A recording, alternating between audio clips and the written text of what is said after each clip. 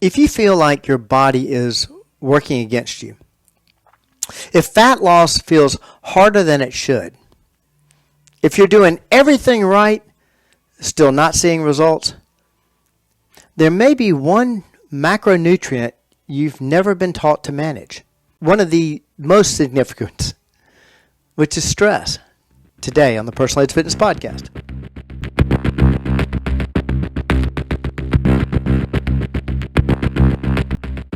Welcome back to the Personalized Fitness Podcast. I'm your host. My name is Garrett Williamson, president of Personalized Fitness. And if you're just joining us, this episode is part of our series, The Lie of Age, Simplifying Fitness and Nutrition. In episode 1, we strip nutrition back to 3 foundational elements. Number 1 is water. Number 2 is calories. Number 3 is protein. And we talked about why simplicity, not complexity, is what restores control and therefore consistency. Today we're building directly on that foundation because even if you get those 3 things right, there's something that can still override all of them, and that's stress. Before we get started, I want to make sure you know how to get in touch with us. Now, if you have any questions about this episode or questions about your own fitness or nutrition ideas for future podcasts, or just want to reach out, here's how to do it. You can call us at area code 251-278-3343. That's 251-278-EDGE, E-D-G-E, for Personal Edge Fitness, of course.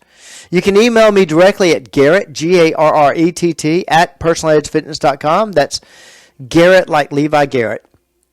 Our website is personaledgefitness.com, and you can always hit me up on X at Team PE.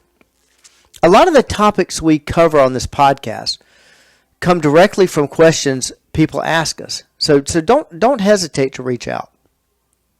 All right, let me take a second to kind of set the context here. Here's something important to understand. Your body doesn't express stress emotionally. It experiences stress chemically.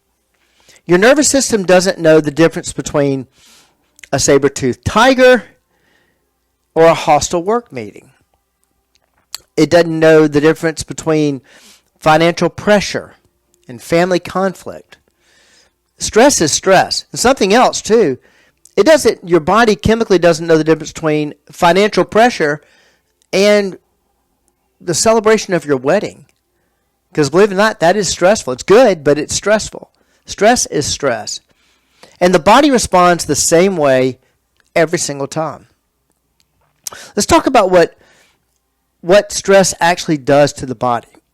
When the body perceives stress, it activates the fight or flight response. And that response releases adrenaline and cortisol. It narrows the peripheral vision. It shuts down digestion. It suppresses immune and repair responses. Why? Because historically, stress meant immediate danger. It's how our bodies were built. And I always use the saber-toothed tiger analogy. If you saw a saber-toothed tiger, the body didn't care about muscle growth. It didn't care about fat loss. It could care less what was on the sides of you because that's why your peripheral vision shuts down. Doesn't care about digestion. Doesn't care about hormone balance. It cared about one thing: survival. And survival required either fighting or running. And both of those are movement-based stress resolutions. And that's why your body is conserving, shutting down all those other things. It's conserving energy to fight or run. Now, let's bring that to modern day. Not a whole lot of saber-toothed tigers out there. Here's the problem. Modern stress almost never gets resolved physically. You don't typically, nor are you encouraged to, you don't fight your boss. You don't run from your inbox. You sit. And when stress has nowhere to go, it lingers. Chronically elevated cortisol becomes the norm. And what does that do? What does chronic cortisol, elevated cortisol do? Well, it impairs fat metabolism. Remember, fat metabolism shuts down with stress. It increases appetite and cravings. Not so much appetite as it does cravings. It promotes fat storage, especially abdominal fat. The only reason I say that is that that's typically where the good Lord decided to place, especially in men, our fat. And it also interferes with sleep. It suppresses recovery and repair. Remember, not necessary during a stressful situation. This is why people say, I eat well, I exercise, but my body just won't respond. Often the body isn't resisting. It's protecting. Stress is causing it to protect itself. And why is stress what I call a macronutrient? We talk about macronutrients like protein, carbohydrates, fat. But stress behaves like a macronutrient because it alters energy utilization. It changes hormonal signaling. It affects cravings and metabolism. You can eat perfectly on paper, but if stress is unmanaged, the body will behave as if resources are scarce and danger is present. And in that state, the body does not lose fat easily. Why? Again, it shuts down that process during stress. It doesn't build muscle efficiently. It's stressed. It's not going to spend the energy wasting on building muscle. It doesn't repair tissue effectively because repair only happens when the body feels safe. Now, let me say some research context to this. Large bodies of research, including work published in journals like Psychoneuroendocrinology, say that fast 3 times, and the Journal of Behavioral Medicine, show that chronic psychological stress directly interferes with metabolic health and weight regulation. Not because people lack discipline, but because stress changes physiology. This is why 2 people can eat the same diet, train the same way, and get radically different results. Context does matter. Now, let me show you why willpower tends to fail under stress. This is really important. Stress reduces activity in the prefrontal cortex, the part of the brain responsible for decision making, impulse control, long-term planning, and many other things. But that's not a weakness. That's neuroscience. So when someone says, "I just don't have willpower at night," what they're really saying is, I am neurologically depleted. That's why simplicity matters.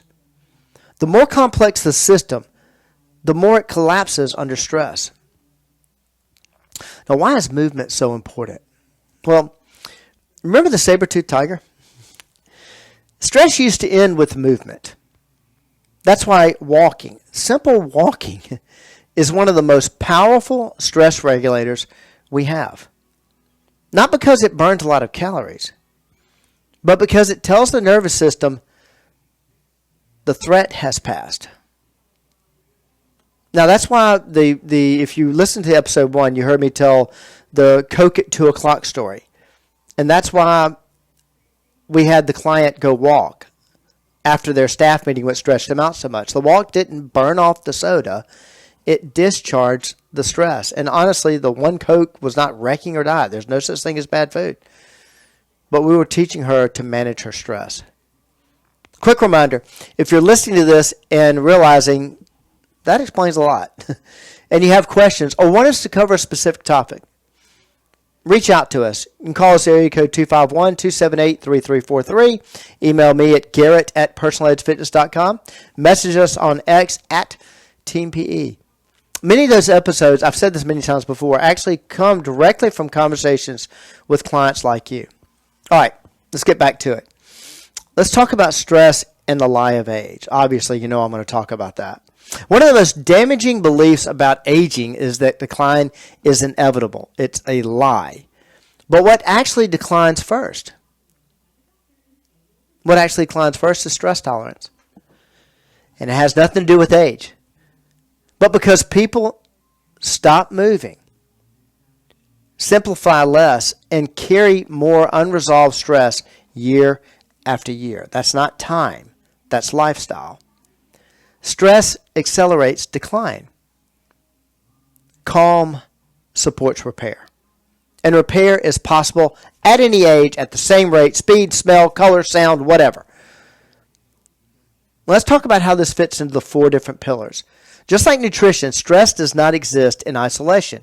It interacts with all 4 pillars of ability, which are fitness, nutrition, lifestyle, and the most important, which is mindset. You cannot out-train unmanaged stress. You cannot out-diet chronic stress. But when stress is addressed, even partially, everything else starts working better. This is why it's so important to look at stress if you're dealing with weight loss or weight gain. If you do nothing else, walk daily, breathe intentionally, simplify expectations, stop blaming food for stress or calling food good food and bad food, because that is actually creating stress. Stress is not a personal failure. It's a physiological signal. Now, in the next episode, we're going to tackle another major lie, and that is that some foods are bad. We'll talk about why there is no bad food, only bad patterns, and how removing judgment, probably the most key, is often the fastest path to consistency and health. Again, this is the lie of age, simplifying fitness and nutrition. It's also another way we help you reach your level of wellness. And we're just getting started.